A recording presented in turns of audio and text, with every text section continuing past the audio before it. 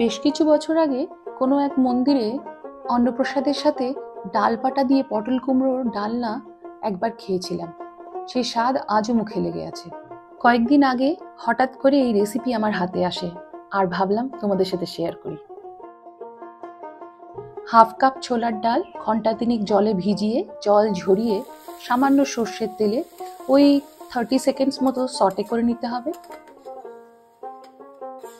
এরপরে সেই কড়াইয়ে আরেকটু সামান্য সর্ষের তেল দিয়ে তাতে একে একে তেজপাতা, কয়েকটি চেরা কাঁচা লঙ্কা ও 5 ফোড়ন দিয়ে টুকরো করে কেটে রাখা আলু, পটল ও কুমড়ো নুন হলুদ দিয়ে ভালো করে মাখিয়ে এবারেতে রাফলি কেটে রাখা কয়েকটি নারকেলের টুকরো দিয়ে আবারও একটু নাড়াচাড়া করে ঢাকা দিয়ে অল্প আঁচে কিছুক্ষণ রান্না করতে হবে।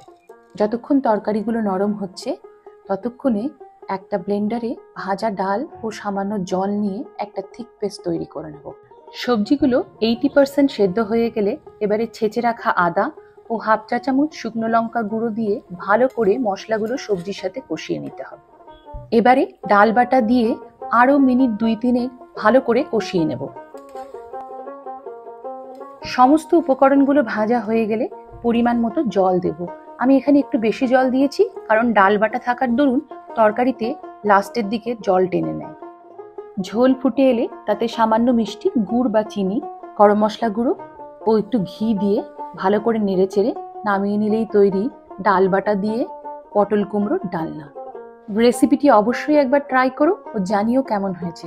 ভিডিওটি ভালো লাগলে লাইক করো ও পেজটি ফলো করো।